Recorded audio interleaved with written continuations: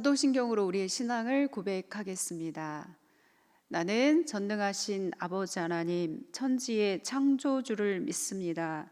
나는 그의 유일하신 아들, 우리 주 예수 그리스도를 믿습니다.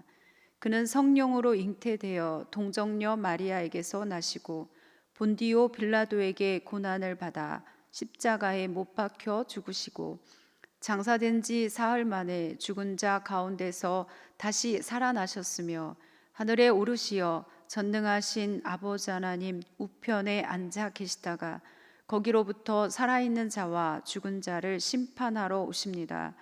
나는 성령을 믿으며 거룩한 공교회와 성도의 교제와 죄를 용서받는 것과 몸의 부활과 영생을 믿습니다. 아멘.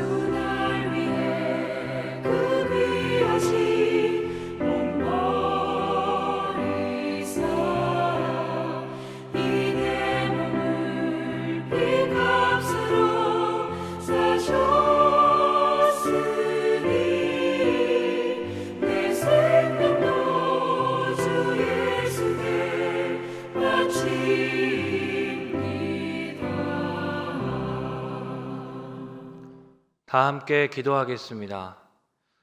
자비로우신 주님, 오늘 우리를 예배로 모이게 하시니 감사합니다. 우리를 향한 하나님의 사랑과 긍휼이 넘치는 예배 되게 인도하여 주옵소서. 무더운 여름 지나가게 하시니 감사하고 시원한 가을을 통해 결실을 맺게 하시니 감사합니다. 감사함으로 지내는 한 달 되게 하옵소서. 우리 속회와 교회를 위해 기도합니다. 서로 하나 되게 하시고 주의 진리가 풍성한 모임이 되게 하옵소서. 어려운 중에도 모이기를 힘쓰는 이들에게 위로와 힘을 주옵소서. 하나님의 사랑과 긍휼이 온전히 넘치게 하옵소서.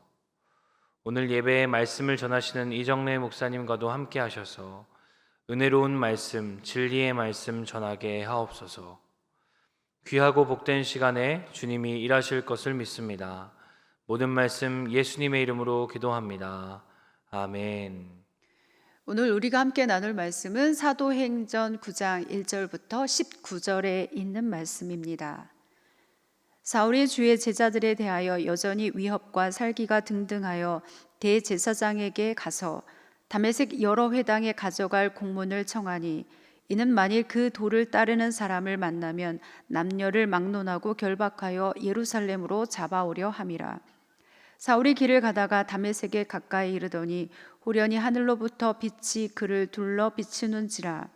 땅에 엎드러져 들음에 소리가 있어 이르시되 사울아 사울아 내가 어찌하여 나를 박해하느냐 하시거늘 대답하되 주여 누구시니까 이르시되 나는 내가 박해하는 예수라. 너는 일어나 시내로 들어가라. 내가 행할 것을 내게 이를 자가 있느니라 하시니 같이 가던 사람들은 소리만 듣고 아무도 보지 못하여 말을 못하고 서 있더라. 사울이 땅에서 일어나 눈은 떴으나 아무것도 보지 못하고 사람의 손에 끌려 다메섹으로 들어가서 사흘 동안 보지 못하고 먹지도 마시지도 아니하니라. 그때 다메섹에 아나니아라 하는 제자가 있더니 주께서 환상 중에 불러 이르시되 아나니아야 하시거늘 대답하되 주여 내가 여기 있나이다 하니 주께서 이르시되 일어나 집가라 하는 거리로 가서 유다의 집에서 다소 사람 사울이라 하는 사람을 찾으라. 그가 기도하는 중이니라. 그가 아나니아라 하는 사람이 들어와서 자기에게 안수하여 다시 보게 하는 것을 보았느니라 하시거늘 아나니아가 대답하되 주여 이 사람에 대하여 내가 여러 사람에게 듣사온즉 그가 예루살렘에서 주의 성도에게 적지 않은 해를 끼쳤다 하더니 여기서도 주의 이름을 부르는 모든 사람을 결박할 권한을 대제사장들에게 받았나이다 하거늘 주께서 이르시되 가라. 이 사람은 내 이름을 이방인과 임금들과 이스라엘 자손들에게 전하기 위하여 택한 나의 그릇이라. 그가 내 이름을 위하여 얼마나 고난을 받아야 할 것을 내가 그에게 보이리라 하시니 아나니아가 떠나 그 집에 들어가서 그에게 안수하여 이르되 형제 사울아 주 곧 내가 오는 길에서 나타나셨던 예수께서 나를 보내어 너로 다시 보게 하시고 성령으로 충만하게 하신다 하니 즉시 사울의 눈에서 비늘 같은 것이 벗어져 다시 보게 된지라. 일어나 세례를 받고 음식을 먹음에 강건하여 지니라. 아멘.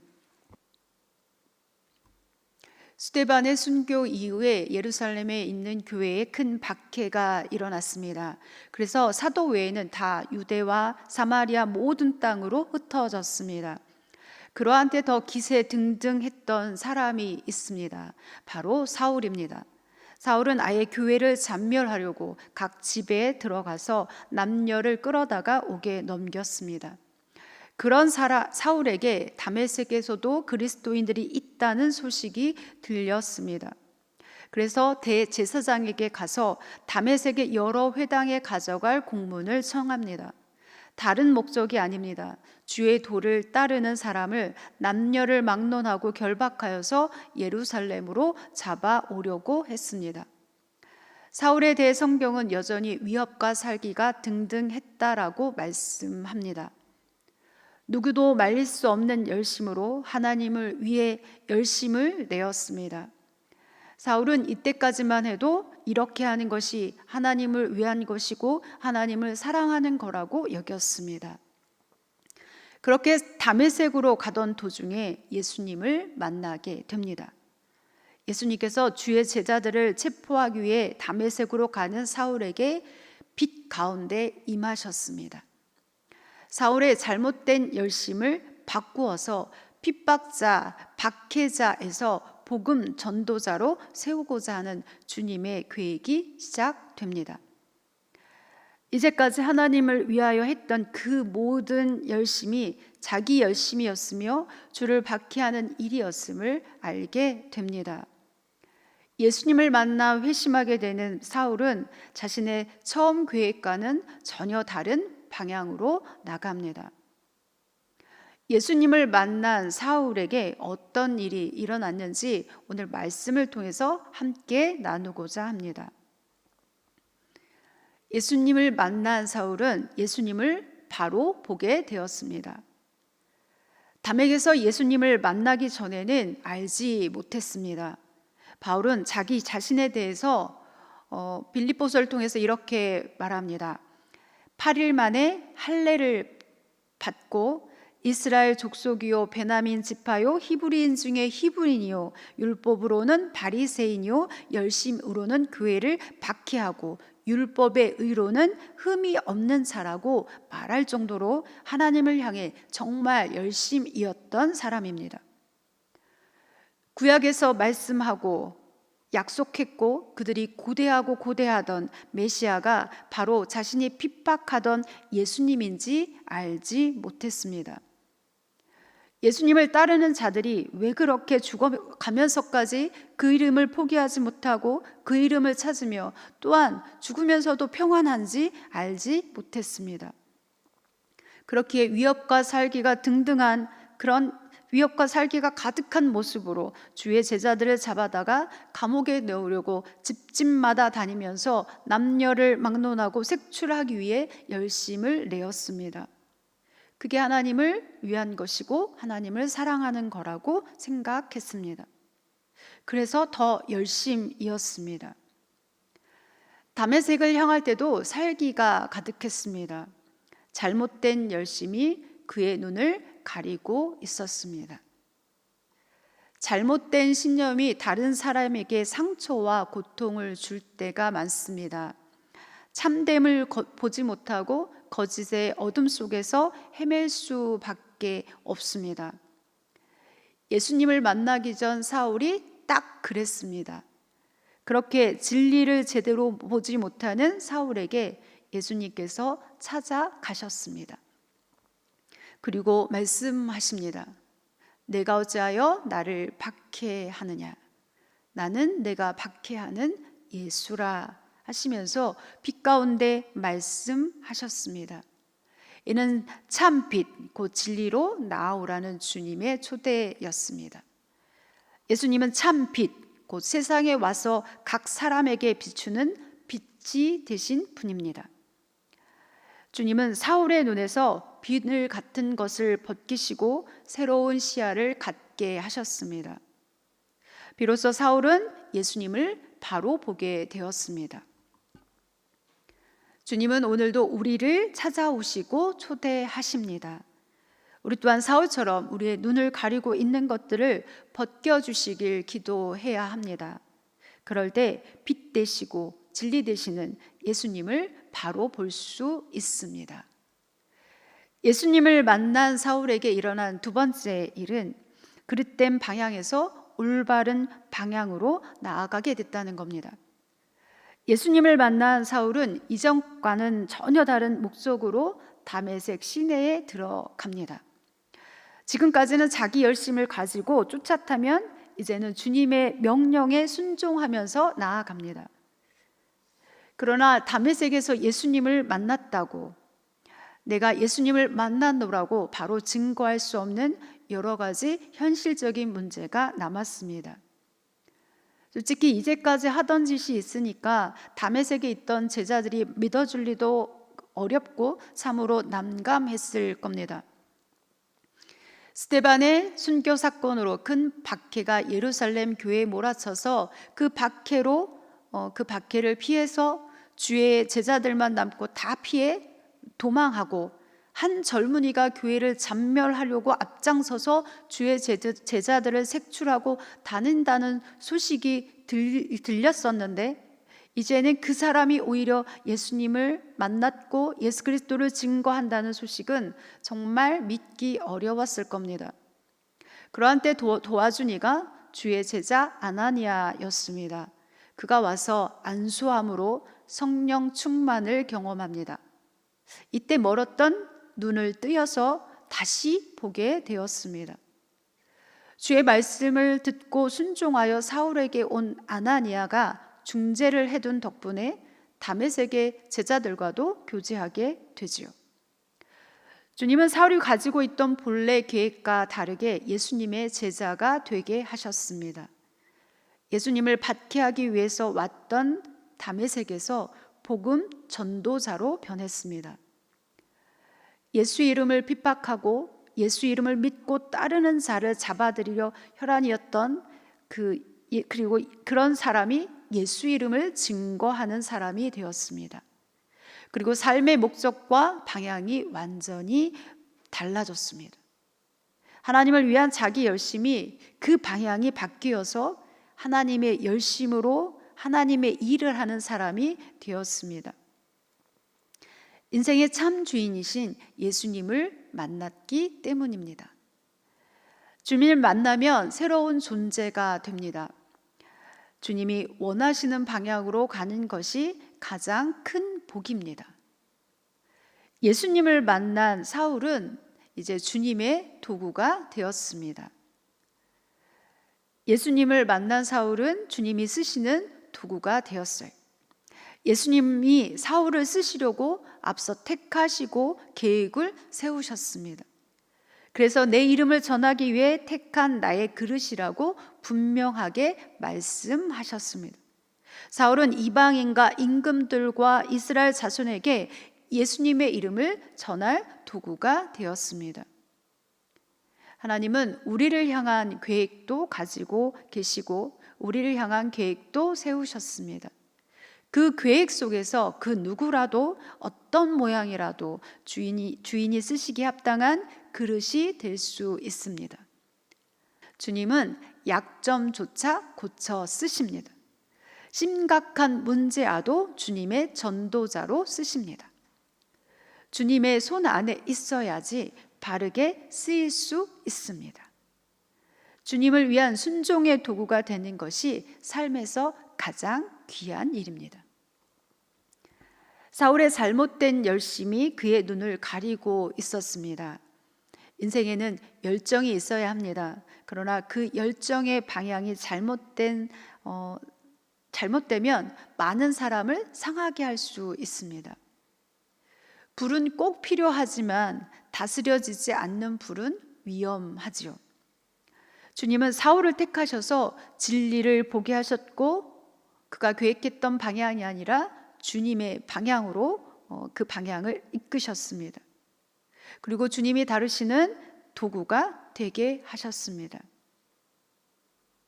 이처럼 자기 의지가 아니라 주의 뜻대로 살아야 복된 인생입니다. 기도하겠습니다. 주님, 이 시간 우리를 만나 주옵소서. 또한 하나님을 위한 일이라고 내 열심으로 나아갔던 그 열심을, 그 방향을 바꿔 주옵소서. 내 열심으로 나아가지 아니하게 하옵소서. 우리 눈에 가려진 것들을 벗겨지게 하옵소서. 그래서 오직 성령님 의지하여서 주의 도구로만 쓰임받게 하여 주옵소서. 예수님의 이름으로 기도합니다. 아멘. 묵상 질문을 나누겠습니다. 내가 가지고 있던 잘못된 열심이 있었다면 어떤 것이 있었는지 한번 돌아볼 수 있기를 바랍니다. 두 번째 묵상 질문은 예수님을 만나면서 삶의 방향이 바뀐 경험이 있다면 한번 나눠 보시기 바랍니다.